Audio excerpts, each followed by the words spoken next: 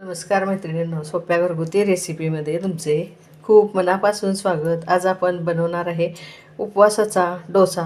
त्यासाठी 1 वाटी वरीचे तांदूळ आणि त्यामध्ये त्याच वाटीनं पाव वाटी साबुदाणा. मी हा 6 तासापूर्वी भिजत ठेवलेला, त्यामधलं पाणी काढून घेतलेलं आहे. ते आता आपण मिक्सरच्या भांड्यात घालून घेऊया. हा आता वरी साबुदाणा आपण मिक्सरच्या भांड्यात काढून घेतलेला आहे. त्यामध्ये हे वरी साबुदाणा भिजवलेलं थोडंसं पाणी मी शिल्लक ठेवलेलं आहे. त्यात आता टाकून घेऊया चवीपुरतं मीठ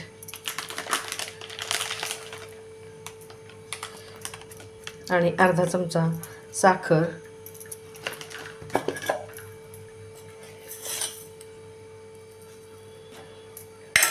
पहिल्यांदा हे आता आपण थोडं फिरवून घेऊया. बघा, आता हे आपण मिक्सरमधनं फिरवून घेतल्यानंतर त्यामध्ये साधारण हे आपण 4 चमचे दही टाकून घ्यायचं आहे. दही अजिबात आंबट असल्यामुळे मी थोडा जास्तीचाच वापर करते. आंबट दही असेल तर तुम्ही 2 चमचेच टाका. आणि आता ह्याची आपण आता चांगले स्मूथ पेस्ट करून घेऊया. बघा, हे डोश्याचे बॅटर आपलं तयार झालेलं आहे. बघा, ह्याची पेस्ट तर किती छान स्मूथ झालेली आहे. हे आता एका भांड्यात काढून घेऊया. बघा, हे इतपत घट्ट झालेलं आहे. गरज वाटली तर अजून ह्यामध्ये आपण थोडंसं पाणी टाकणार आहे. हे बॅटर आपण आता 15 मिनिटासाठी असंच झाकून ठेवूया. आणि ह्या डोश्यावर खायला उपवासाची बटाटा भाजी कशी करायची ते बघूया. आता ह्या उपवासाच्या भाजीसाठी आपण कढई गॅसवर ठेवून घेतलेलीच आहे. त्यामध्ये 1 चमचा तेल टाकले आणि एक ही छोटी मिरची. तिखटवाली आहे म्हणून मी एकच घेतली, कारण आपण एकाच बटाट्याची भाजी करणार आहोत. ही मिरची अशी पातळ चिरून घ्यायची आहे. मिरची थोडी परतून घेऊया.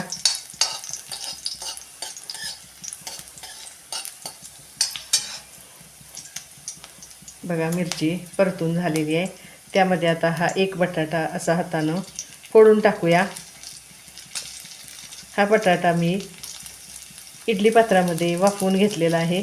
बघा कसा छान वाफवलेला आहे. त्यामध्ये पाण्याचा अजिबात अंश राहिलेला नाही. आपण जर पाणी घालून बटाटा उकडला तर भाजी पाणीदार होते आणि टिकत पण नाही आहे. म्हणून हा बटाटा आपण असा वाफवून घ्यायचा आहे. आता थोडं परतूया आणि त्यामध्ये टाकूया की चवीपुरतं मीठ, थोडीशी साखर, हे 1 चमचाभर जाडसर भाजलेल्या शेंगदाण्याचं कूट आपण टाकून घेणार आहे. आणि ही भाजी आता चांगली आपण परतून घेऊया.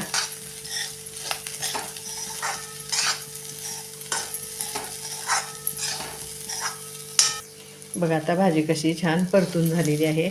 त्यामध्ये टाकूया ही, तुमच्याकडे जर कोथिंबीर चालत असेल तर तुम्ही कोथिंबीरीचाही वापर केला तरी चालेल. ते कोथिंबीर आणि ओलं खोबरं एकदा हलवूया आणि 1 मिनिटभर झाकून फक्त आपण ह्या भाजीला चांगली वाफ आणून घ्यायची आहे.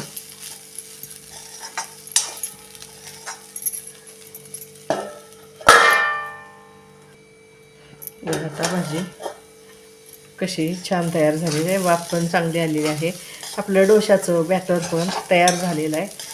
आपण आता डोसे कसे करायचे ते बघूया.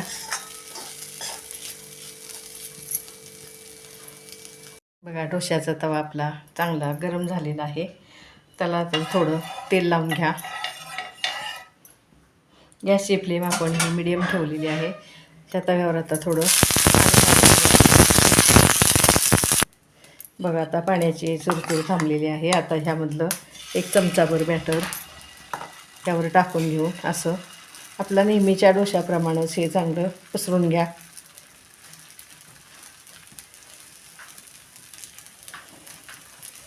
आणि झाकून आपण हा डोसा कुरकुरीत होईपर्यंत भाजून घ्यायचा आहे. बघूया आता. हो, बघा, उलटणंसुद्धा काही घ्यायचे काम नाही, इतका छान हा डोसा आपला तयार झालेला आहे. असे करून आपण आता हे सगळे डोसे तयार करून घेऊया. आता दुसऱ्यांदा ह्या तव्याला तेल लावायची गरज नाही. थोडा फक्त पाण्याचा हबका मारा. पाणी सुकलं की त्याच्यावर आता हे पीठ घालून घेऊया. हे आता एकसारखं पसरून घ्या आणि झाकून हा डोसा आपण चांगला भाजून घेऊया. बघूया आता आपला डोसा भाजला आहे का. बघा कसा छान तयार झालेला आहे. असे करून मी आता हे सगळे डोसे तयार करून घेते आणि आपण हे भाजी आणि डोसे सर्व करूया. बघा मैत्रिणींनो, असा हा आपला उपवासाचा कुरकुरीत डोसा बघा पूर्ण थंड झाला तरी कसा छान कुरकुरीत आहे. ही बटाट्याची भाजी आणि ही ओल्या खोबऱ्याची चटणी तयार झालेली आहे. ह्या चटणीची रेसिपी तुम्ही माझ्या उपवासाचा मेदूवडा या व्हिडिओमध्ये बघा. माझे हे तिन्ही मेनू आवडल्यास ही रेसिपी मैत्रिणींमध्ये शेअर करा. माझ्या चॅनेलला तुम्ही अजूनपर्यंत सबस्क्राईब केलं नसेल तर ते जरूर करा. अशाच वेगवेगळ्या पौष्टिक आणि घरगुती रेसिपी घेऊन पुन्हा पुन्हा भेटणारच आहोत. घरचं खा, निरोगी राहा. धन्यवाद.